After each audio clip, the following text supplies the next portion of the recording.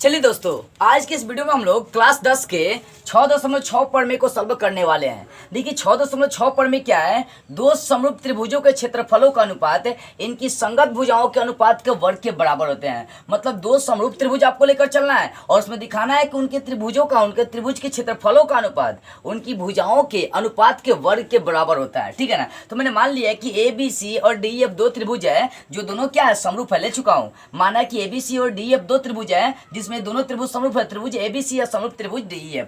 अब जानते हैं कि जब दो त्रिभुज समरूप होते हैं तो उनके संगत भुजाएं सब क्या होती है, अनुपातिक होती है, संगत कोण भी बराबर होते हैं। तो मैंने क्या कर दिया, जब समरूप है तब भुजाएं अनुपातिक कर दे, AB बटा D, BC बटा EF, AC बटा DF, और संगत कोण भी बराबर कर दिया। कोण A बराबर कोण D, कोण B बराबर कोण E और कोण C बराबर कोण F। मतलब संगत भुजा अनुपातिक कर दिया, संगत कोण भी बराबर कर दिया। ठीक है ना? क्यों? क्योंकि दोनों त्रिभुज समरूप है। अब आपको सिद्ध क्या करना, बोल रहा है कि दोनों समरूप त्रिभुज के क्षेत्रफलों का अनुपात, यानी त्रिभुज ABC का क्षेत्रफल बटा त्रिभुज DEF का क्षेत्रफल, दोनों का अनुपात ये दिखाना है कि संगत भुजाओं के अनुपात यानी AB बटा D का वर्ग, मतलब संगत भुजाओं के अनुपात के वर्ग के बराबर है। यानी सिद्ध करना है त्रिभुज ABC का क्षेत्रफल बटा त्रिभुज DEF का क्षेत्रफल, दिखाना AB बटा D का D होल स्क्वायर बराबर BC बटा EF का D होल स्क्वायर, AC बटा DF का D होल स्क्वायर। ये दिखाना है कि दोनों समरूप त्रिभुज के क्षेत्रफलों का अनुपात संगत भुजाओं के अनुपात के वर्ग के बराबर होता है। आपको ये वाली चीजें सिद्ध करना है।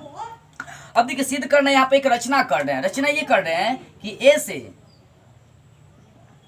से यहाँ पर एम लंब डाल देते हैं। लंब का मतलब यहाँ पर 90 डिग्री का कोण बन रहा है। ठीक है ना? ए से BC पर लंब डाल दे रहे हैं। ठीक है ना? और यहाँ से D से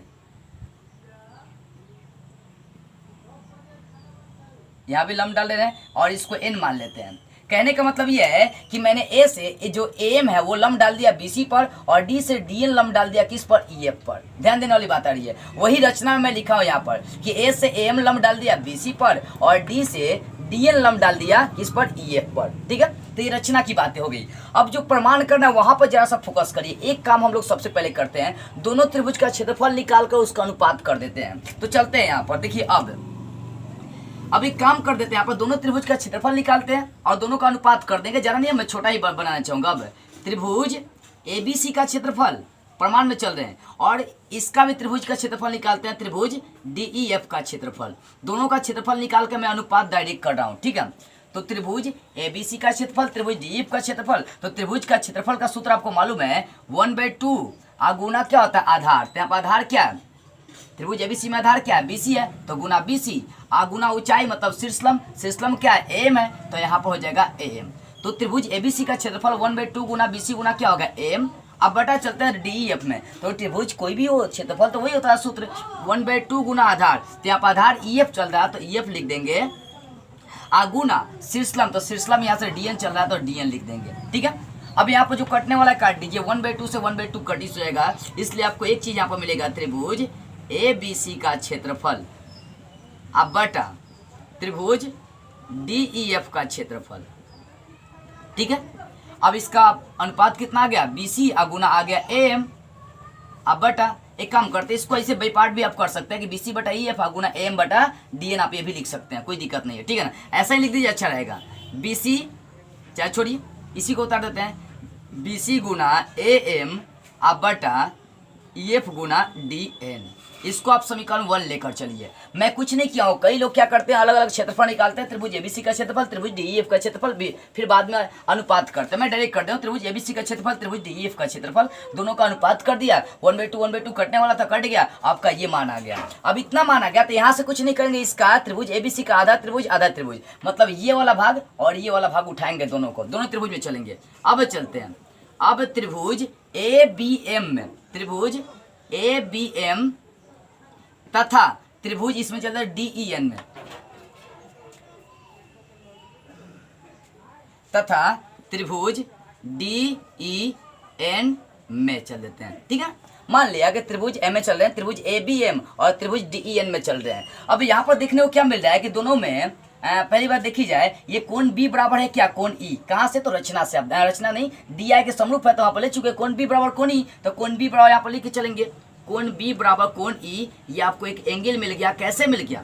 तो ये एंगल आपको मिल गया कहाँ से, तो दिया है। ठीक है? और उसके बाद है कोण एम आप बराबर कोण होगा कोण एन होगा। क्यों? क्योंकि यहाँ पर एम पर 90 बन रहा है और यहाँ कोण एम एन पर 90 बन रहा है, तो एम को सजा देंगे ए एम बी उठा लेंगे।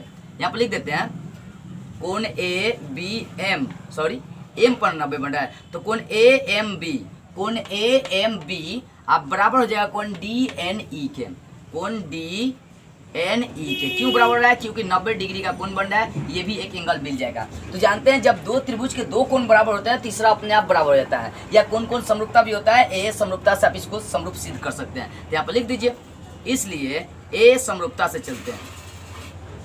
ए समरूपता होता है कि यदि एक त्रिभुज के दो त्रिभुज के दो कोण बराबर है तो तीसरा कोण अपने आप बराबर हो जाता है और वो समरूप हो जाता है। तो ए समरूपता से ये दोनों त्रिभुज जो आधा आधा उठा कर चले इसको समरूप सिद्ध करिए। त्रिभुज ए बी एम समरूप हो गया त्रिभुज किसके? डी ई एन के।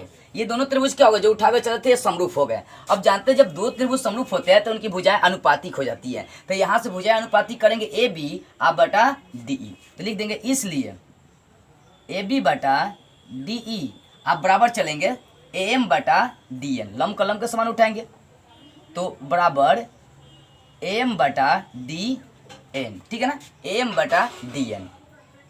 तो मैंने पहले क्या किया, दोनों का क्षेत्रफल निकाल कर अनुपात कर लिया, मान निकाले, फिर आधा आधा उठाया उनको समरूप कर दिया और यहाँ से भुजा अनुपातिक निकाल दिया। अब एक बात ध्यान देंगे, ए बी बराबर डी जो है ना बी सी बटा ई एफ के बराबर है, तो ए बी बटा डी का मान हम बी सी बटा ई एफ रख सकते हैं। तो यहाँ पर लिख देंगे या ए बी बटा डी का मान क्या, ए बी बटा डी का मान लिख सकते हैं ना, जब दोनों त्रिभुज समरूप दिया था तो मान तो शुरू में निकाल लिए, तो ए बी बटा डी का मान बी सी बटा ई एफ के बराबर है। तो यहाँ पर ए बी बटा डी का मान रख देंगे बी सी अब बटा ई एफ, ठीक है। आप बराबर जो उसको लेकर चलते हैं ए एम बटा डी एन, यानी बी सी बटा ई एफ का मान आ गया ए एम बटा डी एम। आखिर मैंने इसका मान ऐसे क्यों लिखा, क्योंकि दिया था आपका शुरू में कि दोनों त्रिभुज समरूप था तो भुजा अनुपातिक होती है, यानी ए बी बटा डी का मान बी सी बटा ई एफ चाहे ए सी बटा डी एफ आप उठा सकते हैं, ठीक है। अब समीकरण 1 से चले, इतना होने के बाद समीकरण 1 से, समीकरण 1 क्या है, तो यहाँ पर समीकरण 1 है त्रिभुज ए बी सी का क्षेत्रफल अब बटा त्रिभुज डी ई एफ का क्षेत्रफल, दोनों का क्षेत्रफल निकाल रहे हैं। तो त्रिभुज एबीसी का क्षेत्रफल और डीएफ का क्षेत्रफल आपको दिया बीसी गुना ए एम अब बटा ईएफ गुना डी एन। अब ध्यान देने वाली बात है यहाँ पर आ रही है कि बीसी बटा ईएफ जो कहते हो छोड़ दीजिए, ठीक है। अब यहाँ पर गुना ए एम बटा डी एन है, तो यहाँ पर देख सकते हैं ए एम बटा डी एन है, डी एन है ये, तो ए एम बटा डी एन का मान आप निकाल चुके हैं बीसी बटा ई एफ। तो यहाँ पर ए एम बटा डी एन का मान रख देंगे बीसी बटा D F E F, BC बटा ई एफ। ये कैसे निकाल दिया, तो ये आप प्राप्त कर चुके हैं, ये क्या कर चुके हैं, एम बटा डी एन का मान समरूप करके प्राप्त किए, एम बटा डी एन का मान बीसी बटा ई एफ। तो यहाँ पर हो जाएगा बीसी का बीसी से गुना करेंगे तो बीसी का बीसी से गुना करेंगे तो बीसी का स्क्वायर हो जाएगा। या सेम चीज़ें हैं तो सेम चीज़ को क्या करते हैं बराबर में लिख देते हैं, ये बीसी अब बटा ई एफ, जब सेम का सेम से गुना करते हैं तो उसका स्क्वायर कर देते हैं, यहाँ पे स्क्वायर कर देंगे, बीसी बटा क्या हो जाएगा ई एफ का दी होल स्क्वायर। यानी इसलिए आपको यहाँ पर मान प्राप्त हो गया त्रिभुज ए बी सी का क्षेत्रफल, ध्यान से थोड़ा सा बड़ा लिखते हैं, इसलिए त्रिभुज ए बी सी का क्षेत्रफल अब बराबर हो गया त्रिभुज डी ई एफ का क्षेत्रफल। तो मान क्या आ गया, बी सी बटा ई एफ का दी होल स्क्वायर।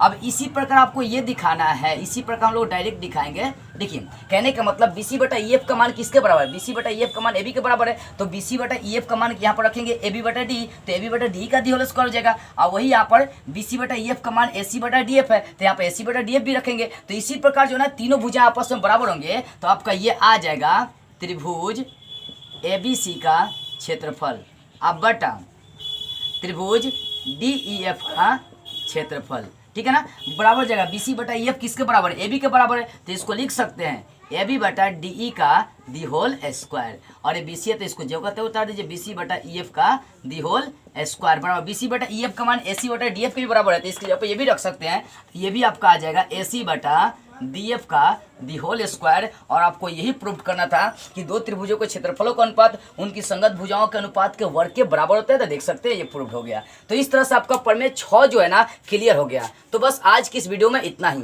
अगले वीडियो में हम लोग इसके ठीक अगले वाले प्रमेय मतलब प्रमेय 7 को सॉल्व करते हुए फिर मिलेंगे।